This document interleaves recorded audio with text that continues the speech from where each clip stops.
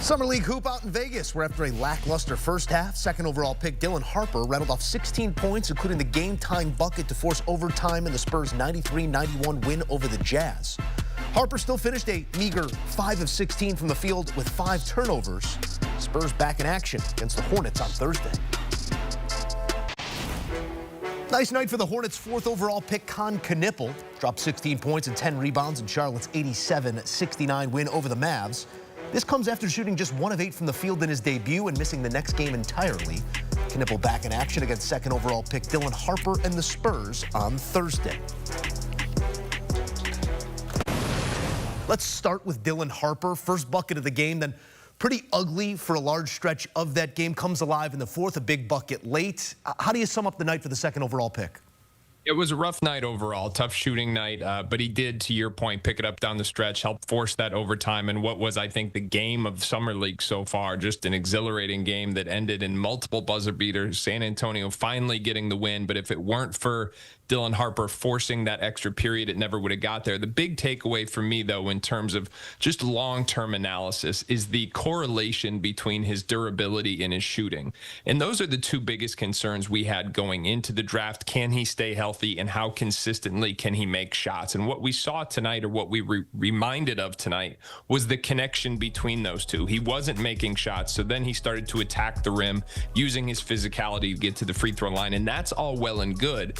The problem with that, though, if there is one, is that it leads to some of him getting banged up a little bit. We saw its restriction already. He's got that groin injury. We've seen him be nagged by injuries, not just this year at Rutgers, but all the way back into high school. So I do think if he can elevate the shooting and be able to mix up his offensive arsenal, it's going to have an effect on his ability to stay healthy. Yeah, we're looking for the silver linings here through it all, and maybe a guy who has a tough night stays engaged, makes some plays, but to your point, plenty to sort out still between now and the real bullets flying. Former Duke standout Kon Knueppel goes 16-10-4 with a trio of triples in the Hornets win over the Mavs. I know we heed warning and not overreacting to the negative, but what do we do with the positive here, Fink? This was the type of box score that does get you excited. Yeah, and this is the expectation for Kon, to be clear, because that's 16-10. He did the vast majority of that in the first 3 quarters. And when he had that rough opening game in the Summer League, I know a lot of people got alarmed, and it was a little bit clickbaity, right? Because it was like, oh, you know, is he really that good? But that was going to be the outlier, and anybody who knew Kon knew it. And this is what is going to be the standard, because this is someone who's got a super high feel for the game, who's very, very skilled, who shoots the ball well, who plays in the flow.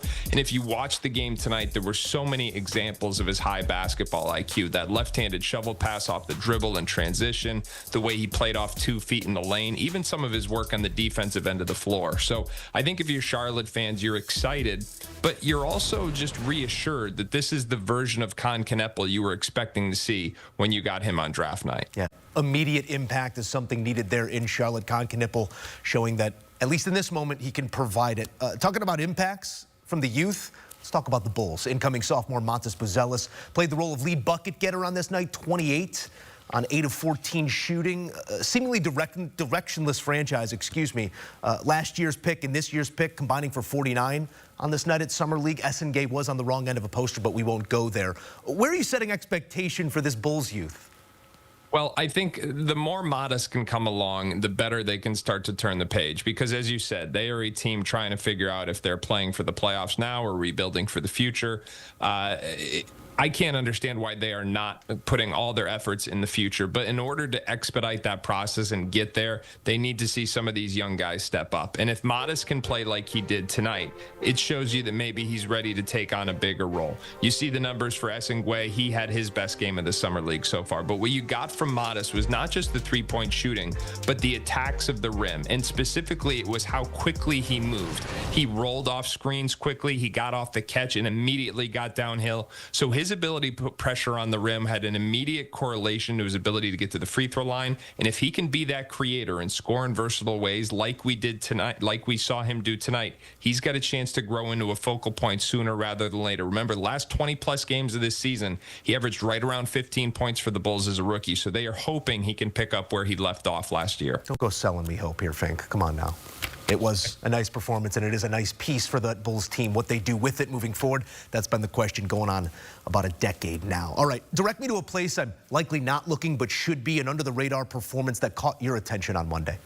Well, it was Kel'el Ware, and this is the second consecutive impressive performance for the Miami Heat sophomore big man. And the reason why it is so notable is because Erik Spoelstra put this guy on blast this weekend. And he did it in a very professional way, but he said the professionalism of Kel'el Ware is still a work in progress. Now, this is not necessarily a surprise. Remember, Kel'el Ware came into college basketball with huge expectations and then drastically underachieved at Oregon. He went to Indiana, and although he showed great growth there under Mike Woodson, there were still a lot of questions about his motor, his consistency, and, of course, the professionalism that Spoelstra called out in his comments to media this weekend. Now, how did Kel'el Ware respond? He responded by getting over 20 points 2 games in a row. In fact, 21 and 9 with 3 blocks yesterday. Today, 21 points, 15 rebounds, 2 steals, and a block in 33 minutes. So I think what you're seeing is that Spoelstra can use those kind of age-old motivation tactics in the NBA where you do your coaching through the media. Ware got the message. He responded. He's been as good of a big man as there's been in Vegas the last 2 days, and that is very good news if he can keep that momentum going for the Miami Heat long term. He's got a chance to be a very important player for them for quite a long time. Adding intrigue to the offseason, Adam Finkelstein, thank you as always.